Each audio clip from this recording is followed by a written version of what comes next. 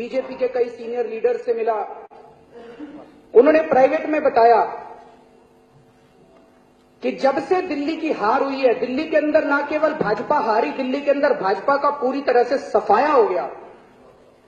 तो बोले जब भी आपका नाम आता है प्रधानमंत्री जी के सामने, वो ऐसे तिलमिला जाते हैं जैसे उनका खून खौल उठता है अगर कोई अरविंद केजरीवाल का नाम प्रधानमंत्री जी के सामने लेते हैं। बुरी तरह से बौखला जाते हैं। पिछले जब से हमारी सरकार बनी है, हमने पूरी कोशिश की है, हमें जनता ने वोट दिया है, जनता की हमसे बहुत उम्मीदें हैं, और जो भारी बहुमत जनता ने दिल्ली की सरकार को, आम आदमी पार्टी को दिया है, उससे लगता है कि जनता की कितनी अपेक्षाएं हम लोगों से, कितनी उम्मीदें हम लोगों से। उन्हीं उम्मीदों को पूरा करने के लिए रात दिन लगे हुए हैं हम लोग, 24 घंटे काम कर रहे हैं हम लोग। राजनीति चुनाव के पहले होनी चाहिए। चुनाव लड़ लिए, अब जो भी सरकार बनी, जिस भी पार्टी की सरकार बनी, उसके साथ मिलके सब लोगों को देश के हित के और प्रदेश के, दिल्ली के हित के लिए काम करना चाहिए। इसी भावना के साथ पिछले कई महीनों से हम लोग पूरी कोशिश कर रहे हैं। केंद्रीय मंत्रियों के पास जा रहे हैं, मैं खुद जा रहा हूं हर केंद्रीय मंत्री के पास, मेरे अपने मंत्री जा रहे हैं हर केंद्रीय मंत्री के पास। हम उनसे सहयोग लेने के लिए जा रहे हैं, उनको सहयोग देने के लिए जा रहे हैं, क्योंकि हम चाहते हैं कि दिल्ली का विकास केंद्र और दिल्ली की सरकार दोनों मिलकर करें। मैं माननीय प्रधानमंत्री जी से भी मिला, शायद 2 या 3 बार उनसे मुलाकात हुई है प्राइवेट में। उनको मैंने एक ही बात कही, मैंने कहा प्रधानमंत्री जी, हमें आपसे पैसा नहीं चाहिए, हमें आपसे जमीन भी नहीं चाहिए, जितनी जमीन है हम उसी से काम चला लेंगे। ये जो रोज रोज की खिचखिच है, कभी एलजी को पीछे छोड़ देते हो, कभी एसीबी को पीछे छोड़ देते हो, कभी किसी को पीछे, ये बंद कर दो, हमें तंग करना बंद कर दो। रोज रोज की जो हमारी सरकार के अंदर आप अड़चन डाल रहे हो, ये बंद कर दो। आपके जितने प्रोग्राम हैं मैं पूरे करके दूंगा। आपका स्वच्छ भारत का प्रोग्राम है, मैं दिल्ली को स्वच्छ बना के दिखाऊंगा और मैं सारा क्रेडिट आपको दूंगा। मैं खड़ा होकर कहूंगा मोदी जी ने साथ दिया था। मैंने बोला मोदी जी को अपनी मीटिंग के अंदर, जो भी सतिंदर जैन ने कहा, ये मैंने कहा था मोदी जी को। मैंने कहा दिल्ली को मैं 1 साल के अंदर, आप 1 साल दे दो मेरे को, 1 साल आप दिल्ली में अड़चन अड़ाना बंद कर दो, 1 साल के अंदर हम दिल्ली चमका के दिखा देंगे। अगली बार जब प्रेसिडेंट बैरक ओबामा दिल्ली आए तो सारा क्रेडिट आपको मिलेगा। बैरक ओबामा मेरे को थोड़ी जानता है, वो तो मोदी जी को जानता है, वो कहेगा मोदी जी ने आके दिल्ली चमका दिया। तो हम सारा क्रेडिट आपको देंगे। आपका स्किल इंडिया मिशन है, हम दिल्ली में स्किल करके दिखाएंगे। आपका स्वच्छ भारत है, हम दिल्ली में भारत को स्वच्छ करके दिखाएंगे, दिल्ली को स्वच्छ करके दिखाएंगे। आपका योगा का सपना, हम योगा दिल्ली को करके दिखाएंगे, योगा के। लेकिन आप अड़चन अड़ाना बंद कर दो। वो नहीं माने, कुछ नहीं बोले, वो अड़चने जारी रही। लेकिन दोस्तों 15 दिसंबर को जो हुआ, उसके पहले वो हमारे विधायकों को गिरफ्तार करते रहे, हम चुप रहे। वो कभी हर एलजी के जरिए नल एंड वॉइड करते रहे, हम चुप रहे। हर किस्म की अड़चन अड़ाते रहे, हम चुप रहे। लेकिन 15 दिसंबर को जो उन्होंने किया, वो भारत के इतिहास में एक शर्मनाक दिन है, काला दिन है।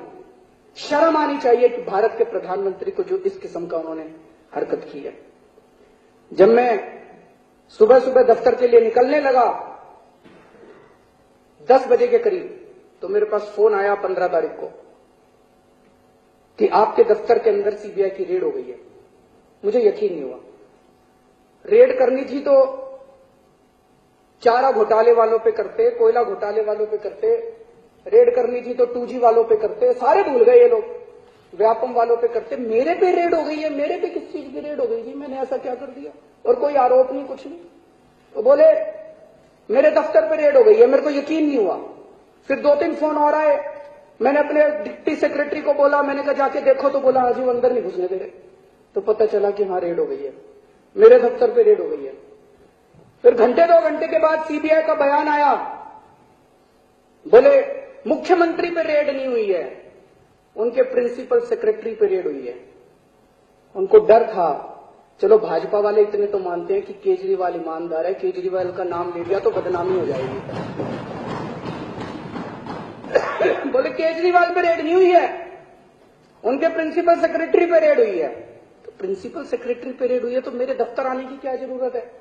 मेरे दफ्तर में कौन, शाम तक बोले, आने लगा कि प्रिंसिपल सेक्रेटरी ने जब वो एजुकेशन में थे 2007 में, जब वो वैट में थे 2008 में, फलाने में थे, तो उन्होंने किसी एक कंपनी को ठेके दिए थे, उसकी छानबीन हो रही है।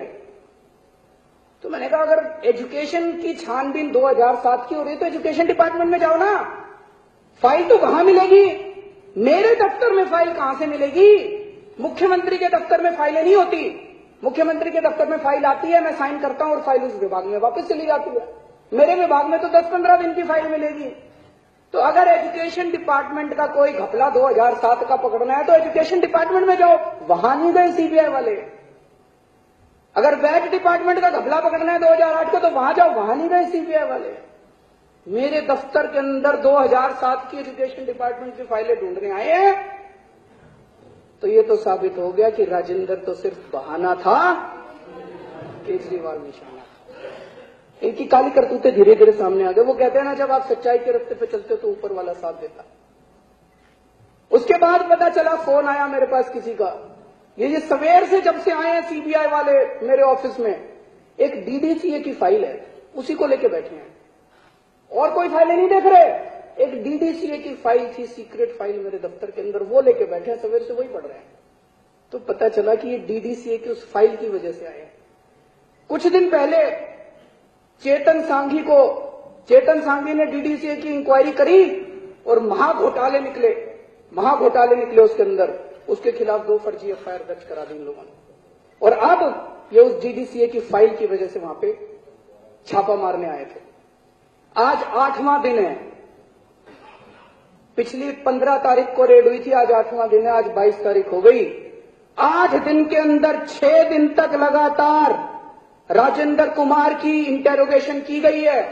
50 घंटे से ज्यादा की इंटेरोगेशन हुई, 14 घंटे से ज्यादा रेड चली, 14 ठिकानों पे रेड चली। मैं माननीय प्रधानमंत्री से ये पूछना चाहता हूं, क्या मिला आपको? कुछ नहीं मिला।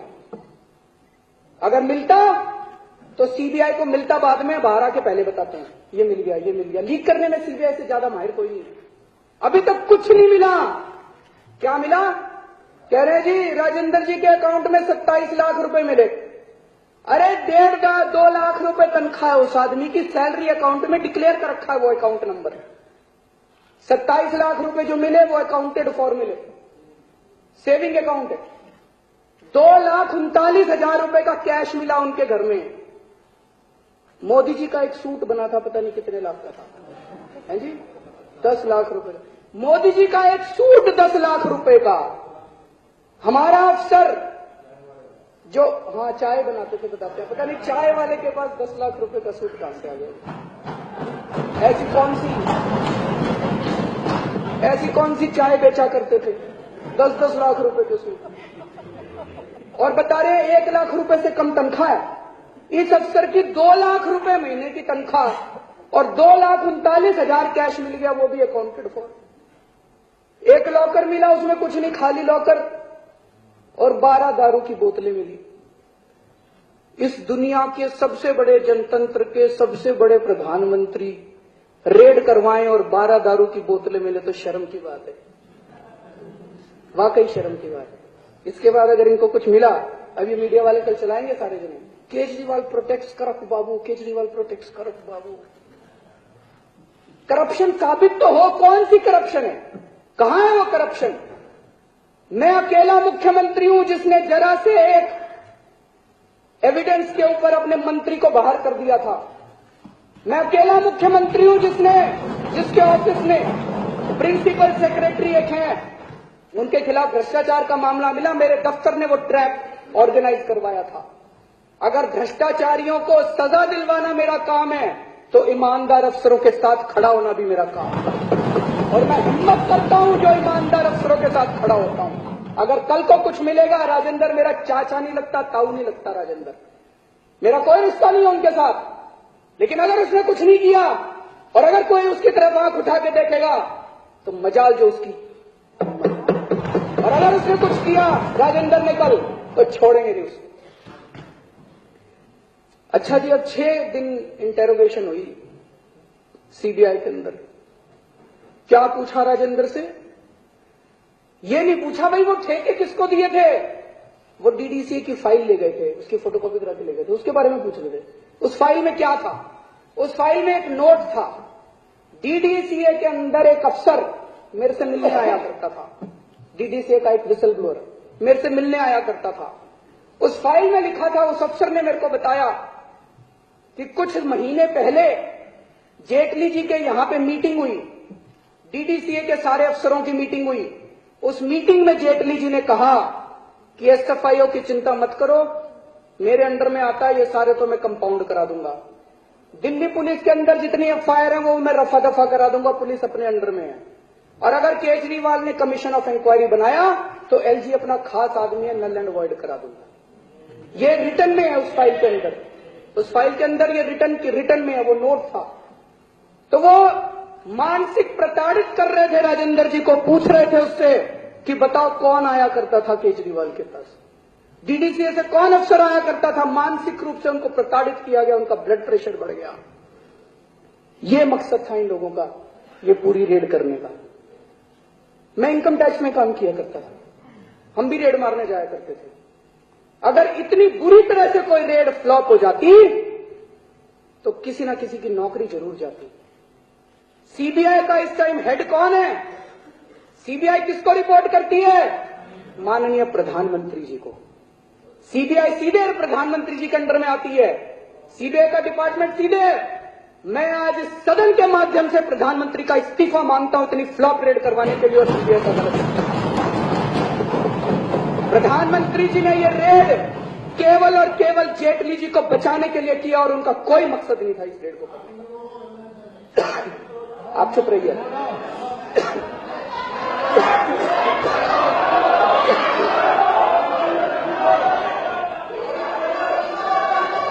विजेंद्र जी बैठ जाइए, विजेंद्र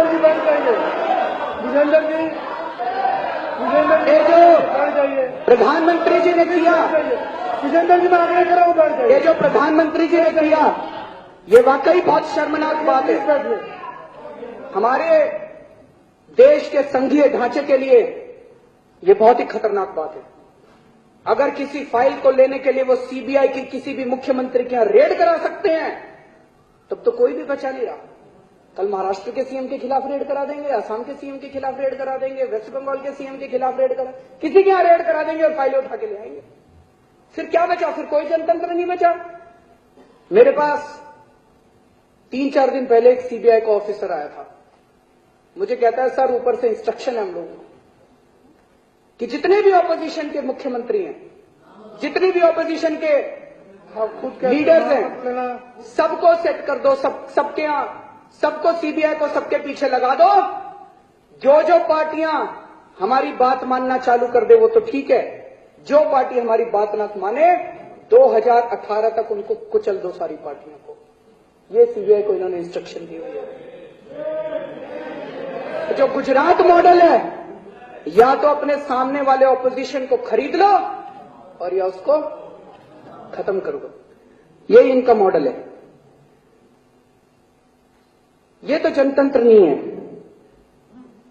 वो चुने हुए सीएम्स को सीबीआई से डराना चाहते हैं, लेकिन मैं उनको कहना चाहता हूं मोदी जी, प्रधानमंत्री जी, आप बाकियों को डरा सकते हैं, दूसरी पार्टी वालों को डरा सकते हैं, दूसरे नेताओं को डरा सकते हैं, यहां आपका रॉन्ग नंबर लग गया, हम डरने वाले नहीं हैं। और वैसे भी मैं सोच रहा था प्रधानमंत्री जी को इस देश के लोगों से क्या लेना देना। आधे से ज्यादा बार तो वो विदेशों में रहते हैं।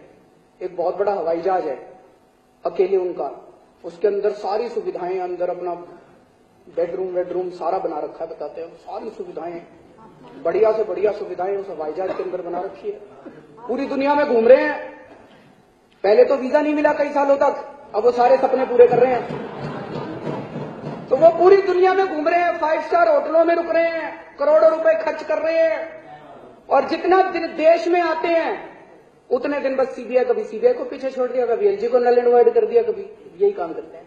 जितने दिन देश के बाहर रहते हैं दिल्ली ठीक ठाक चलती है, जैसे ही देश में आते हैं कबाड़ा करना शुरू कर देते हैं। कहते थे न खाऊंगा न खाने दूंगा, वो तो सब खत्म हो गया। अब न काम करूंगा और ना काम करने दूंगा। ये कुछ अखबार वाले और माननीय विपक्षी हमारे जो लीडर ऑफ अपोजिशन उन्होंने मुद्दा उठाया, हमारी जुरिस्डिक्शन नहीं बनती है। पहली चीज तो ये, हमने एक ट्रांसपोर्ट स्कैम में कमीशन ऑफ इंक्वायरी बनाया था अगस्त के महीने में। ट्रांसपोर्ट स्कैम के अंदर पुरानी जो मुख्यमंत्री थी उनके और उनके चहेते कुछ ऑफिसर फंस रहे थे। मेरे को समझ में नहीं आया उनको बचाने की इस सरकार को क्या पड़ी थी। इन्होंने क्यों उस ट्रांसपोर्ट स्कैम के ऊपर जो इंक्वायरी बिठाई, एमएचए वालों ने उसको नल एंड वॉइड कर दिया। इनको क्या पड़ी थी? उनको क्यों बचा रहे थे? उनको किस लिए बचा रहे थे? इनके एलजी साहब फंस रहे थे उसके अंदर। एलजी साहब भी फंस रहे थे। एलजी साहब दौड़े दौड़े गए। मैंने एमएचए वालों से पूछा था, मैं नहीं, जो वो है तो आपके हमारे नहीं है। तो हमने एमएचए वालों से पूछा था, एमएचए के सीनियर ऑफिसर से पूछा, बोले जी दौड़े दौड़े रोज चक्कर लगाया करते थे एलजी एमएचए के, पागलों की तरह किसी तरह से ये कमीशन ऑफ इंक्वायरी ठप हो जाए। तो आज कुछ अखबारों में छपा था कि हाई कोर्ट ने उसको, एमएचए ने नल एंड वॉइड किया था। एमएचए की कोई पावर नहीं हमारी कमीशन ऑफ इंक्वायरी को नल एंड वॉइड करने की, एमएचए को कोई पावर नहीं दी हुई। उन्होंने कहा हाई कोर्ट ने उसको स्टे किया हुआ, ये हाई कोर्ट का ऑर्डर है। हाई कोर्ट ने कोई स्टे नहीं कर रखा, ये हाई कोर्ट का ऑर्डर है, कोई स्टे नहीं कर रखा। कमीशन ऑफ इंक्वायरी अभी भी चल रहा है, केवल कोअर्सिव स्टेप्स, क्योंकि उस कमीशन ऑफ इंक्वायरी ने एक अफसर को गिरफ्तार करके नॉन बेलेबल उसके खिलाफ वारंट जारी कर दिए थे, केवल उसके ऊपर स्टे लगाया था कि इस किस्म की कोअर्सिव कार्रवाई नहीं की जाएगी। तो जैसे हमने ट्रांसपोर्ट स्कैम के ऊपर कमीशन ऑफ इंक्वायरी बनाया था, वैसे ही यहां पे डीडीसीए के स्कैम के ऊपर कमीशन ऑफ इंक्वायरी बनाने का अधिकार इस हाउस को है। दूसरी चीज,